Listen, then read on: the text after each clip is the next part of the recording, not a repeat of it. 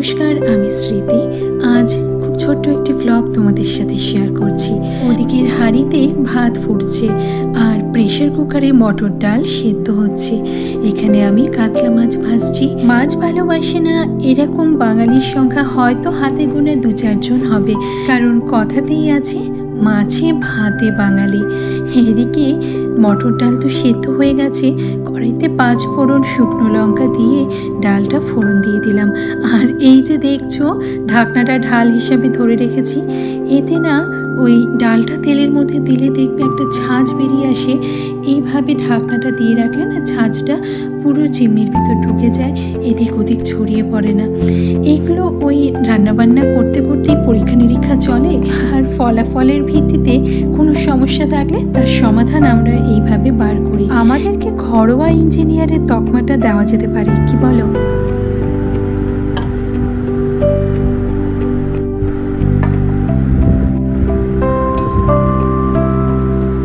সকালে খানিকটা রান্নাবান্না তোমাদের সাথে শেয়ার করেছিলাম, আর এখন বাকিটা তোমাদের মুখে বলে দিই।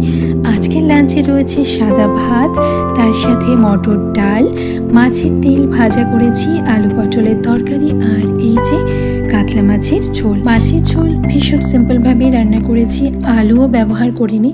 আমি না রান্না বানাতে চেষ্টা করি একটু ব্যালেন্স করার, যেহেতু আলু পটলের তরকারি করেছি তাই মাছের ঝোলের আলু ব্যবহার করিনি। কাতলা মাছের তেল ভেজেছি আর সেটা দিয়েই এখন ভাত খাচ্ছি।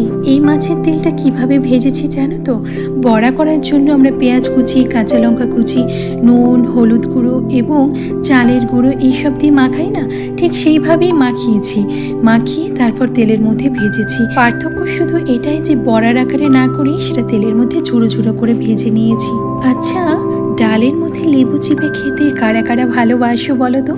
আমার তো মনে হয় এই ব্যাপারটা সবার কাছেই পছন্দ।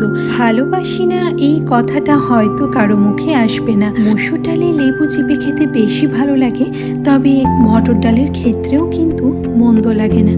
আজ যেহেতু মটর ডাল করেই ফেলেছি, তো মটর ডালের সাথেই লেবু চিপে খাই। আর তার সাথে এই যে আলু পটলের তরকারি করেছি।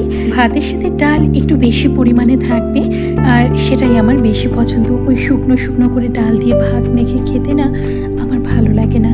শেষে মাছের ঝোল, আর আজকের মাছের ঝোলে ওই যে তোমাদের বললাম আলু ব্যবহার করিনি।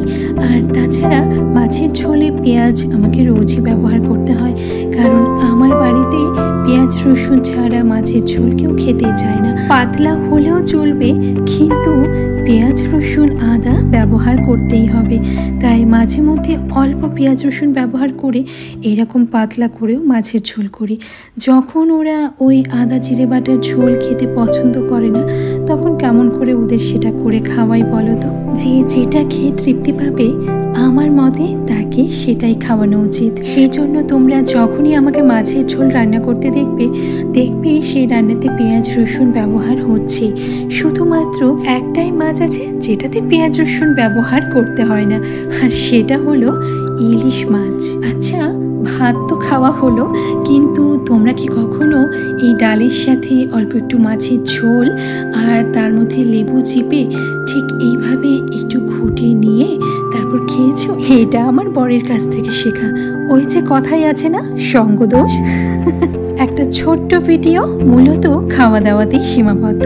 সবাই ভালো থেকো, সুস্থ থেকো। আজ আসি।